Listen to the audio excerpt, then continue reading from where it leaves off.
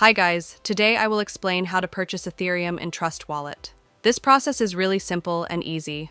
The first thing is open your application, once it will be open. This one is the main list of my Trust Wallet. And if I scroll below, you will see Ethereum on the second number. Now, what if you did not find it? Then you have to add it in your list by scrolling down to the last. And tap on the option Manage Crypto. And here in the search bar, you have to search for Ethereum. On the top, you can see the Ethereum. Be careful while enabling it, because if you enable the wrong one, then you will not get any token. So enable it from here, and once you will enable it, go back from here, and swipe up on the second number, you can see Ethereum. Click on it. Now, in order to purchase, you can see the option Buy, just click on it. Now, if you want to change the payment method, then take a look on the right top.